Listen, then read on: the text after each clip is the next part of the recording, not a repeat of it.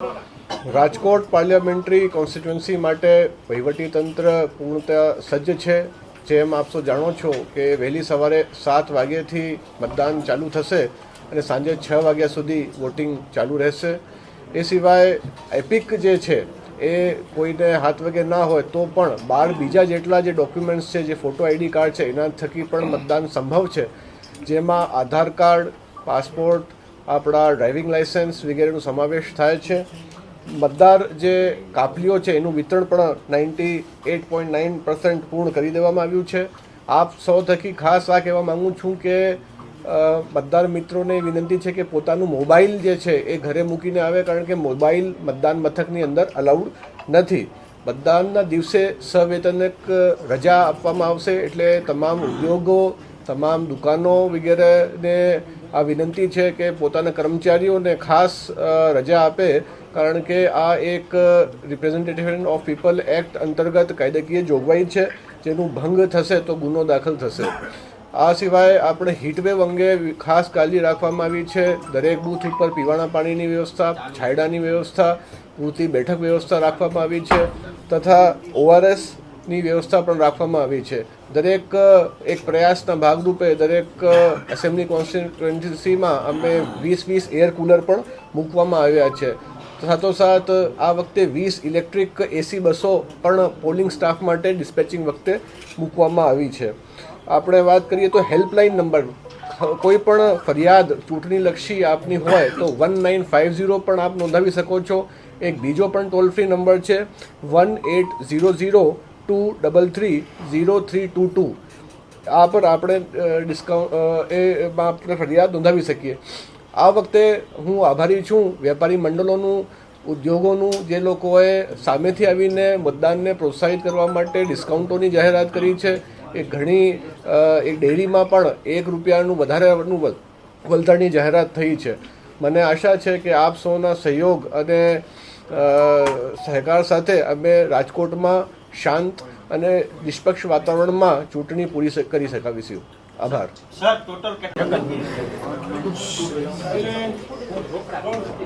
આપણે બધા જાણીએ છીએ કે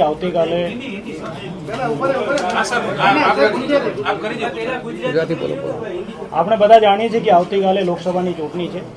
આવતીકાલે લોકસભાની ચૂંટણીને લઈને રાજકોટ ગ્રામ્ય જિલ્લામાં 2 લોકસભા ક્ષેત્રો લાગે છે, પોરબંદર और રાજકોટ। આમાં 3 વિધાનસભા ક્ષેત્ર છે પોરબંદરમાં આવે છે, બાકી તમામ એરિયો રાજકોટ લોકસભા ક્ષેત્રમાં આવે છે। છેલ્લા 1.5 મહિનાથી રાજકોટ ગ્રામ્ય પોલીસ નિષ્પક્ષ, તટસ્થ, ટ્રાન્સપરન્ટ ચૂંટણી થાય આને લઈને પ્રયાસો કરે છે। અમે છેલ્લા 1.5 મહિનામાં 15,000થી વધારે લોકો પર અટકાયતી પગલાં લીધા છે। આ ઉપરાંત 30 લાખથી વધારેની દારૂ પકડવામાં આવેલ છે। NDPS, ઇલીગલ વેપનના તમામ કેસો કરવામાં આવેલ છે। રાજકોટ ગ્રામ્ય ક્ષેત્રમાં 22 જેટલી ચેકપોસ્ટો બનાવીને નિરંતર 24/7 વાહન ચેકિંગ રાખવામાં આવેલ છે। હજારોની સંખ્યામાં વાહન ચેક કરવામાં આવેલ છે। જેટલી બૂથો સંવેદનશીલ છે, સામાન્ય છે, તમામ ઉપર પૂરતો પોલીસ બંદોબસ્ત ECIની ગાઈડલાઈન પ્રમાણે રાખવામાં આવેલ છે। રાજકોટ ગ્રામ્યમાં આવતીકાલે 3000થી વધારે પોલીસ, આ સાથે 8 કંપની સેટર્ડ આર્મ ફોર્સની બંદોબસ્તમાં રહેવાની છે। છેલ્લા 3 દિવસથી 24/7 તમામ એરિયાઓની કોમ્બિંગ કરવામાં આવે છે। કોઈ પણ જગ્યાએ કોઈ અનિશ્ચિત બનાવ નહીં બને, આની પૂર્ણ તકેદારી રાખવામાં આવેલ છે। આપણે તમામ નાગરિકોનો કર્તવ્ય છે કે લોકશાહીના મહાપર્વમાં આપણે સંમલિત થઈએ और આપણે વધારે વારે મતદાન કરી લોકશાહીને સશક્ત કરીએ। Thank you.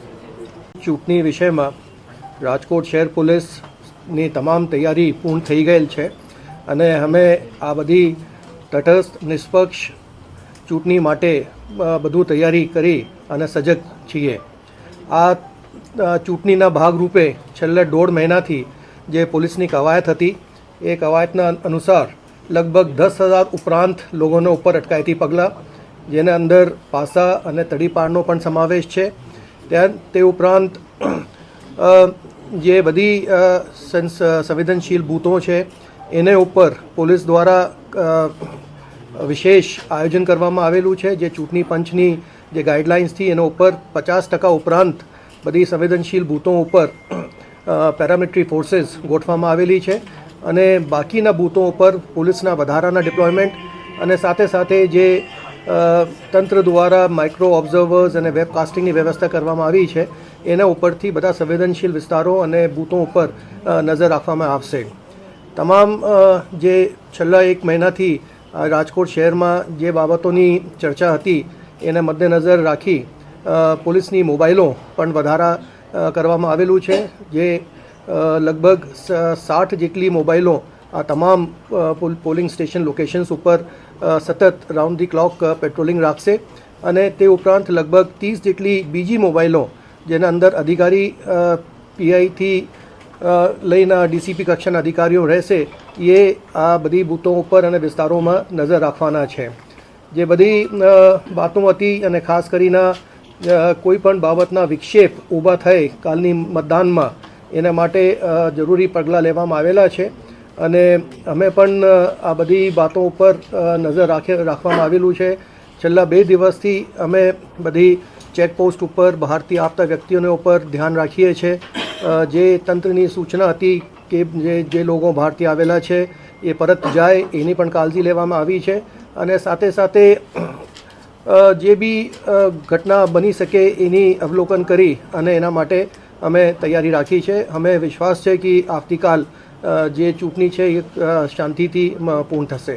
સાહેબ, આ વખતની ચૂંટણીમાં કે રોકડ મળી છે કોઈ જગ્યાએથી તપાસમાં એ ટોટલ રોકડ એવી નથી, પરંતુ કુલ 6 કરોડથી વધુનું સીઝર થયું છે, જેમાં અલગ અલગ વસ્તુઓનો સમાવેશ છે, અમુક લિકર હોય છે, પરંતુ આનું સીધું કોઈ ચૂંટણીલક્ષી હેતુમાં એ વપરાવાના હોય એવું નથી. એ જે આપણે રૂટીનમાં combing operation, static surveillance team વગેરે દ્વારા કરવામાં આવે છે, એમાં આ 6 કરોડ રૂપિયા જેવું સીઝર થયું છે. નહીં, એવી કોઈ આપણે એડવર્સ વિગતો મળેલ નથી. કલેક્ટર સાહેબ, સરકારી કર્મચારીઓનું મતદાન કેટલું થયું છે? 15,000થી વધુ આ વખતે ખૂબ સરસ મતદાન થયું છે. પોસ્ટલ બેલેટ 15,000થી વધુ અત્યાર સુધી નખાઈ ગયા છે, જે મને લાગે છે કે ઇન ધ રિસન્ટ યર્સ એ સૌથી વધુ મતદાન હશે. ટકાવારીમાં કેટલું છે? 75%થી પ્લસ. સર, આ 15,000માં પોલીસ કર્મચારીઓ પણ આવી ગયા? જી, 3 પ્રકારના એમાં આવી ગયા. સર, જે રીતે પ્રવર્તમાન સ્થિતિ છે અત્યારની પોલિટિકલ સ્થિતિ અને જોતા ગ્રામ્ય વિસ્તારમાં વિક્ષેપ વધુ પડે એવી શક્યતા છે, તો પોલીસનો શું ત્યાં બંદોબસ્ત રહેશે? ત્યાં કયા પ્રકારની વ્યવસ્થા રાખવામાં આવી છે? આપણે રાજકોટ મત વિસ્તારમાં વાંકાનેર, ટંકારા એના પણ સમાવેશ થાય છે અને અમુક એરપોર્ટ પોલીસ સ્ટેશનની હદમાં જે સુરેન્દ્રનગરના પણ બૂથો આવેલા છે, એ વિસ્તારોમાં પણ વિશેષ બંદોબસ્ત ગોઠવવામાં આવેલા છે. ત્યાં મોબાઈલની સંખ્યા પણ વધારવામાં આવી છે અને જે સંવેદનશીલ બૂથો હતા ત્યાં પણ પોલીસનો જે ડિપ્લોયમેન્ટ છે એ શહેર કરતાં થોડા વધુ રાખવામાં આવેલું છે. કેટલો સ્ટાફ હશે સુરક્ષામાં? લગભગ આવતીકાલ જે બધા ચૂંટણીની કામગીરીમાં સંલગ્ન છે એના ઉપર લગભગ 3,000 પોલીસ, 600 ઉપર હોમગાર્ડ અને 4 કંપની પેરામિલિટરી ફોર્સ એ ફરજ બજાવશે. 4 કંપની? 4 કંપની. મળીને જે રજૂઆત કરી હતી, ત્યારબાદ કોઈ બહારથી તત્વો આવીને વાતાવરણ ડોળે નહીં એ માટે થઈને આપને રજૂઆત કરાઈ હતી, એ ખાસ ધ્યાન રાખવામાં આવશે મતદારો ઉપર? સંકલન સમિતિની રજૂઆત જે હતી એના માટે છેલ્લા 2 દિવસથી સતત બધી ચેકપોસ્ટો ઉપર ને બહારથી જે બધા રસ્તાઓ આવે છે એના ઉપર પણ ચેકિંગ રાખવામાં આવી છે. બહારના બધા જિલ્લાઓથી પણ સંકલન રાખવામાં આવેલા છે કે ત્યાંથી કોઈ બસો બુક થઈને કોઈ રાજકોટ તરફ આવે છે અને જે વિસ્તારો અમે સંવેદનશીલ લાગે છે ત્યાં વધારે કાળજી લેવામાં આવશે. સર, અત્યાર સુધીનો અમારો અનુભવ એવો રહ્યો છે કે આગલે દિવસે અથવા તો 2 દિવસ અગાઉ દારૂ અને રૂપિયા પણ પ્રલોભન આપવામાં આવે છે, એના ઉપર કોઈ ખાસ ટીમ વોચ કઈ રાખવામાં આવી છે સર?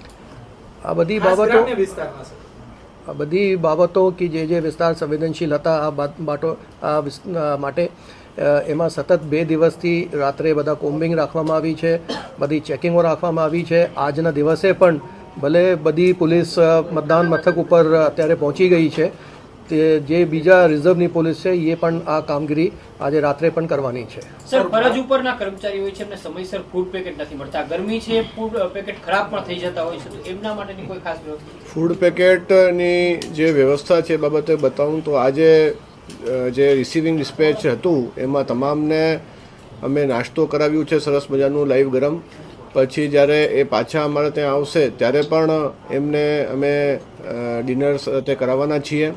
હવે શહેરી વિસ્તારમાં જેમ આપે કીધું કે અમુક વાર બગડી જાય છે, એટલે અમે સ્ટ્રેટેજી બદલી છે. કર્મચારીઓને એમના માટે અલાવન્સ, ફૂડ અલાવન્સ મળતી હોય છે, એટલે એ પોતાની સ્થાનિક વ્યવસ્થા કરે અને એનું કેશ પેમેન્ટ કરવામાં આવશે.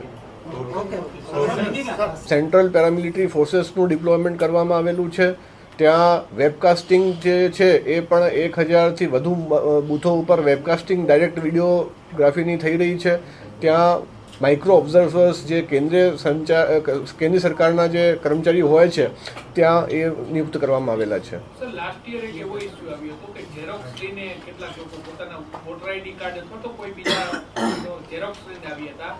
તો ઇસ્યુ થતો હતો, એ માન્ય રહે છે કે નથી રહેતું? વોટર આઈડી કાર્ડની ઝેરોક્સ માન્ય નથી, પરંતુ ઈ એપિક જે છે એ માન્ય છે. એ સિવાય હું ફરી જ રિપીટ કરું છું કે એમની પાસે આધાર કાર્ડ તો હશે જ, અથવા તો ડ્રાઇવિંગ લાઇસન્સ, પાસપોર્ટ, એવા બીજા જે આધારો છે એના થકી પણ વોટિંગ કરવા દેવામાં આવશે. સર, ખાસ કરીને લોકસભાની ચૂંટણી દરમિયાન જે ઉમેદવારોનો ખર્ચનો હિસાબ છે તો એમાં સતત ત્રીજી નોટિસ આપવામાં આવી છે, તો એ બાબતે હવે શું આગળની કાર્યવાહી? જી, અમે જ્યાં થોડી એમાં ક્ષતિઓ જણાય છે એટલે એક પ્રક્રિયાના ભાગરૂપે નોટિસો આપીએ છીએ, જેનું જવાબની હજી સમયમર્યાદા વીતી નથી, અને ત્યારબાદ જો કે એવું હશે તો અમે પંચનું ધ્યાન દોરશું. સર, મોબાઈલ લઈ જવાની મનાઈ હોય છે, છતાં પણ દર વર્ષે હોય છે મોબાઈલ, પરંતુ મતદાન કરતા ફોટોગ્રાફ્સ ઘણી વખત સોશિયલ મીડિયામાં મૂકતા હોય છે. આ લોકો સામે કયા પ્રકારની કાર્યવાહી થતી હોય છે? આ લોકો માટે હું ખાસ કહું છું કે આ મતદાન મથકની અંદર મોબાઈલ લઈ જવું આ જાહેરનામા થકી પ્રતિબંધિત છે, એટલે ભૂલે પણ આ આપણે ગલતી ના કરવી જોઈએ. વિશેષ વ્યવસ્થા આ વખતે અમે ઇકો ફ્રેન્ડલી ચુનાવ થાય, સસ્ટેનેબલ ચુનાવ થાય એ માટે ઇલેક્ટ્રિક બસો પ્રથમવાર 20 જેટલી પોલિંગ પાર્ટીને રિસીવિંગ અને ડિસ્પેચ માટે કરવામાં આવી છે. ગરમીના માટે ખાસ 200 જેટલા એર કુલર્સની ખાસ આ વખતે ડિપ્લોયમેન્ટ કરવામાં આવેલું છે.